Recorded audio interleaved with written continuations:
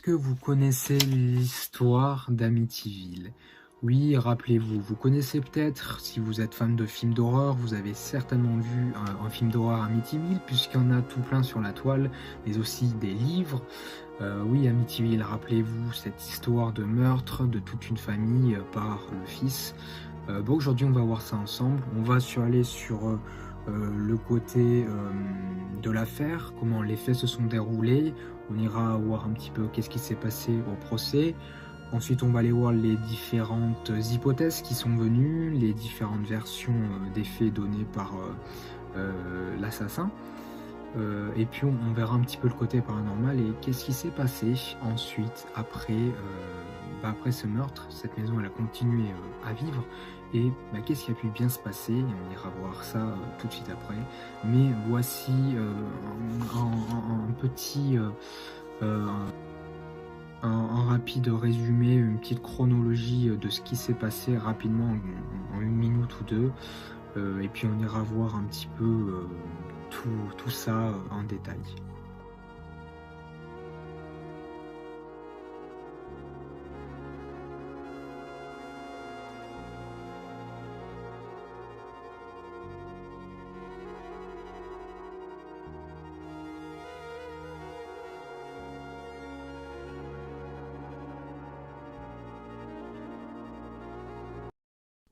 Le 13 novembre 1974, au 112 Ocean Avenue à Long Island aux États-Unis, Ronald DeFeo Jr. se lève à 3h15 du matin, s'empare d'un fusil et tue ses parents, ses deux frères et sœurs.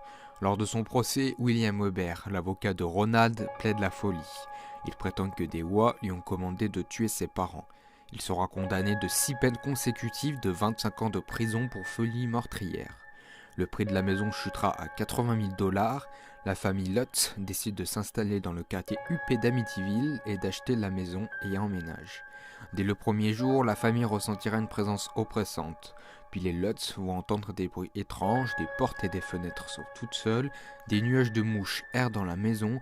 George Lutz se réveille chaque nuit à 3h15 du matin par un cauchemar dans lequel il assiste au massacre de la famille DeFeo. Début janvier 1976, George Lutz voit sa femme flotter dans les airs au-dessus du lit. Cette fois-ci, c'en est trop, la famille quitte la maison le 14 janvier 1976, soit 28 jours après leur arrivée. C'était la chronologie, si on peut appeler ça comme ça, rapide de ce qui s'est passé, les événements. Je vous ai résumé ça brillamment. On va venir en détail, mais surtout, on va en apprendre un petit peu plus.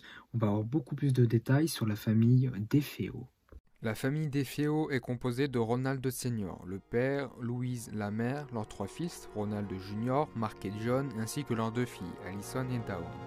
La famille semble très heureuse, mais les apparences sont trompeuses. La routine de vie est assez mouvementée.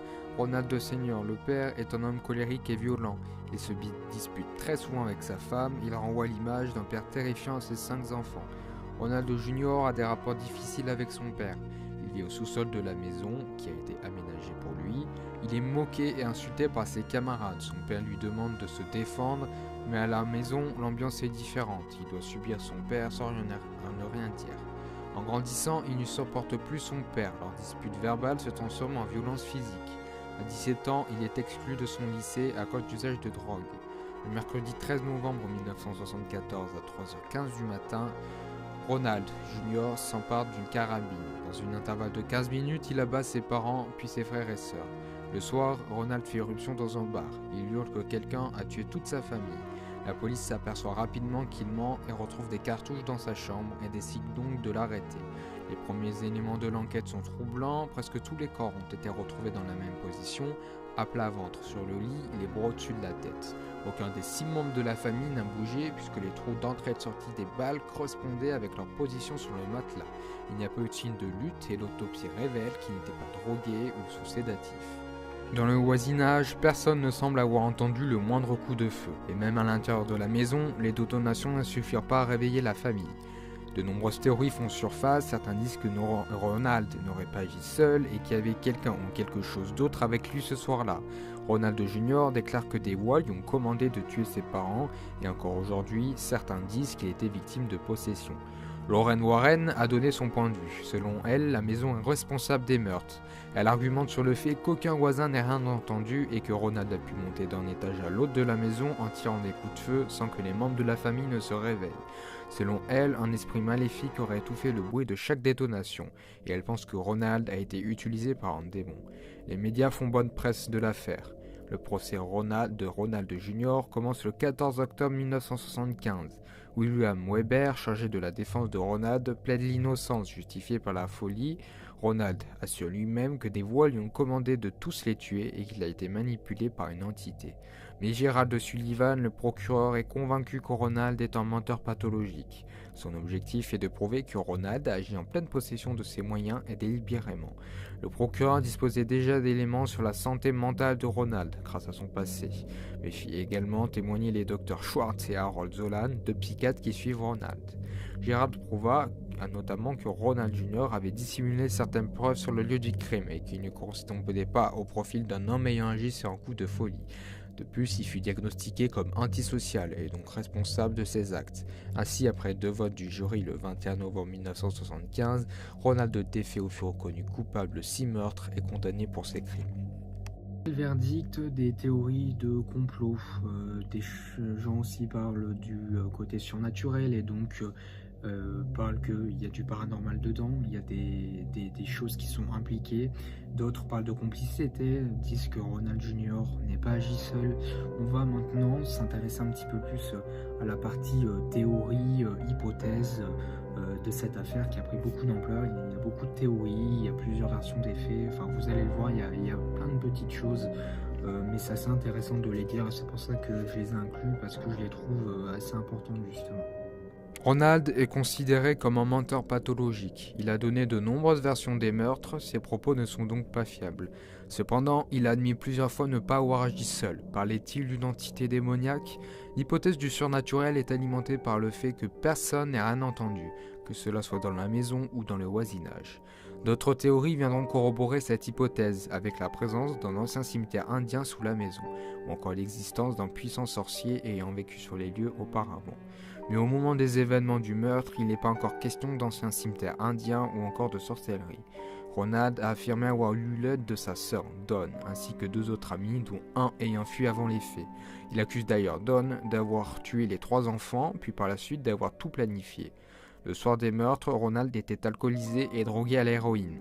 Ainsi, la sœur a battu les enfants, tandis que Ronald n'en avait qu'après son père, mais tuer la mère qui dormait dans la même chambre était inévitable. Découvrant le reste du massacre, il aura battu sa sœur Dawn, fou de rage.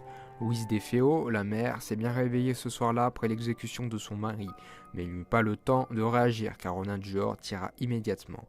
John et Mark, ses petits frères, furent tués dans leur sommeil. En revanche, Allison se réveilla et eut le temps d'apercevoir son meurtrier avant d'être exécutée à son tour d'une balle dans la tête. Enfin, Dawn fut elle aussi exécutée d'une balle en pleine tête. Une partie des DeFeo fut donc bien réveillée par le bruit ce soir-là. Quant au voisinage, n'ayant rien entendu, la nuit du meurtre était orageuse et le tonnerre qui grondait aurait pu couvrir les bruits. Malgré tout ça, la justice considère encore que Ronald Jr. a bien agi seul et il purgea sa peine jusqu'à son décès récent le 12 mars 2021. Une nouvelle famille, les Lutz, composée de George le père, Cathy la mère, ainsi que 3 enfants issus du précédent mariage de Cathy, décident de racheter la maison. Ils ne savent pas encore qu'ils vont y vivre un véritable cauchemar. Voici l'apogée du cas Amityville. La famille en arrivant à Amityville était au courant du passé de la maison, mais décide quand même de l'acheter pour la somme de 80 000 $. Ils ne resteront que 28 jours avant de prendre la fuite. Dès le premier jour, la famille ressentira une présence oppressante, et quelques heures seulement après leur arrivée, Harry, leur chien, est presque mort. Il a essayé de sauter au-dessus de la clôture, mais la chaîne était trop courte. Ainsi, le chien manqua de s'étouffer suspendu de l'autre côté de la clôture.